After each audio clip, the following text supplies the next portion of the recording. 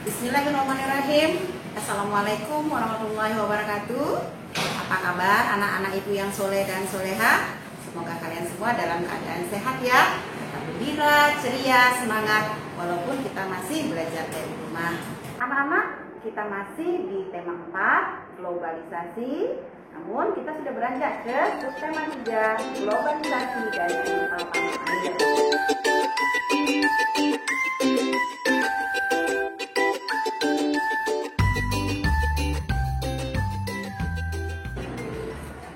Kompetensi dasar yang hendak kita capai hari ini masih di 3.3, yaitu menelaah keberagaman sosial budaya dan ekonomi masyarakat.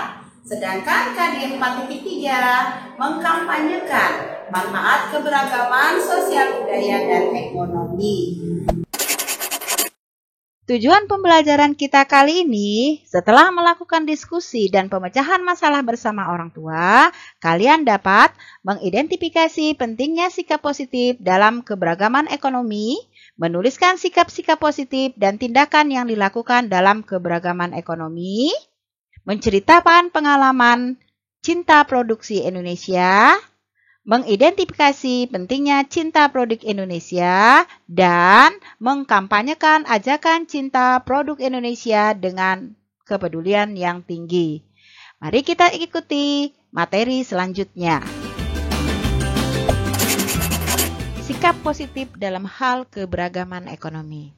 Setidaknya ada 2 sikap positif dalam menyikapi keberagaman ekonomi, yaitu berpikir global dan bertindak lokal. Apa yang dimaksud dengan berpikir global? Yaitu terbuka untuk melihat dunia luar dan memperluas wawasan, sehingga kehidupan kita akan mengikuti perkembangan zaman yang sedang terjadi. Terus, apa yang dimaksud dengan bertindak lokal? Bertindak lokal adalah berbuat berdasarkan nilai-nilai budaya sendiri.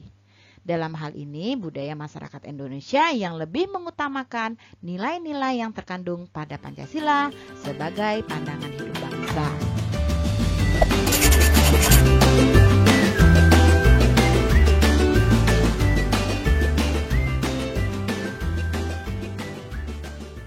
Anak-anak, selanjutnya, silakan kalian diskusikan bersama orang tua kalian tentang peta pikiran pentingnya cinta produk Indonesia untuk meningkatkan perekonomian bangsa.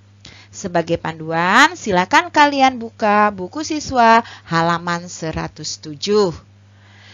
Kalian akan menjawab tentang pengertian, contoh sikap, bukan contoh sikap, dampak dari berpikir global, bertindak lokal untuk meningkatkan perekonomian bangsa.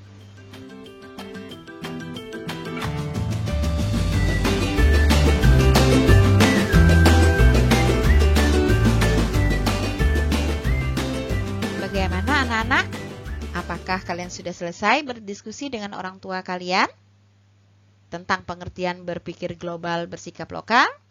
Silakan kalian cocokkan hasil diskusi kalian dengan penjelasan ibu berikut. Pemikiran maju dan mendunia, namun tetap bertindak sesuai dengan budaya luhur bangsa Indonesia merupakan makna dari berpikir global, bersikap lokal. Nah, sebagai warga masyarakat, terutama di Indonesia, kita dituntut bisa menyaring hal-hal yang kita dapat dari dunia luar. Kita harus membuang hal-hal negatif yang bertentangan dengan pandangan hidup bangsa kita, yaitu Pancasila, dan mengambil hal-hal yang positif kita terapkan dalam kehidupan kita sehari-hari, bermasyarakat, berbangsa, dan bernegara. Hal itu disebut dengan memfilter. Kita harus mampu memfilter mana yang baik dan mana yang tidak, sehingga kita dapat menerapkannya dalam kehidupan sehari-hari tanpa harus terkena dampak negatif dari dunia luar.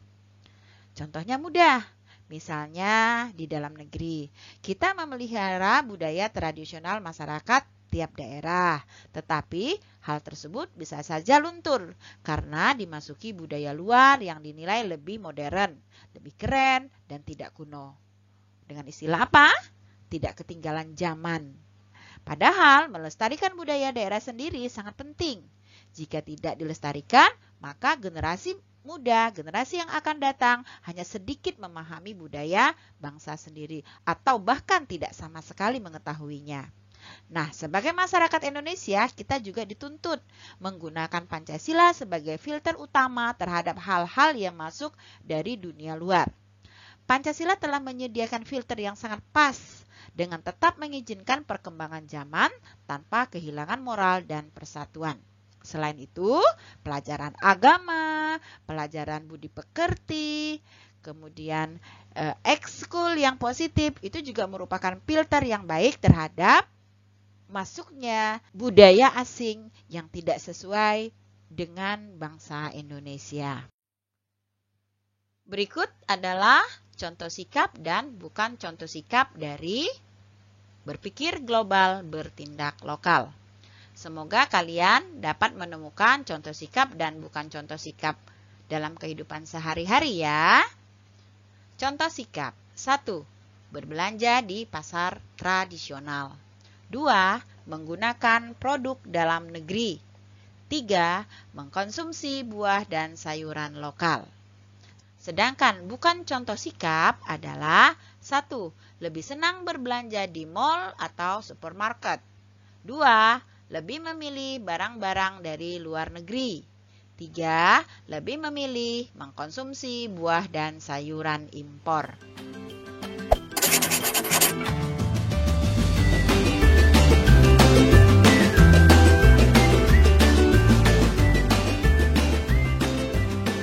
Anak-anak, selanjutnya apakah kalian sudah menemukan dampak dari berpikir global, bertindak lokal? Kalau sudah, silakan kalian cocokkan jawaban kalian dengan penjelasan Ibu selanjutnya. Dampak dari berpikir global, bertindak lokal diantaranya adalah 1. Meningkatkan apresiasi masyarakat terhadap produk barang dan jasa dalam negeri yang dijual di pasar tradisional dan meningkatkan perekonomian rakyat serta citra Indonesia di mata internasional. 2. Pasar produksi dalam negeri bisa ditingkatkan sehingga tekanan terhadap sektor industri dapat dikurangi dan tingkat pengurangan tenaga kerja dapat dihindari. 3.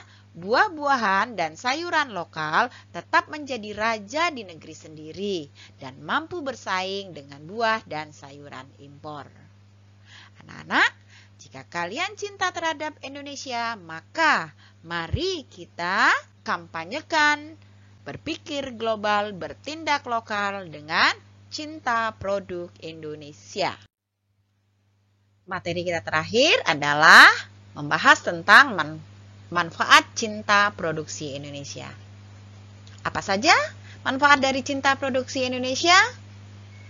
Setidak-tidaknya kita dapat berperan serta dalam pembangunan bangsa Indonesia dengan mencintai produksi Indonesia sehingga bermanfaat pada 1.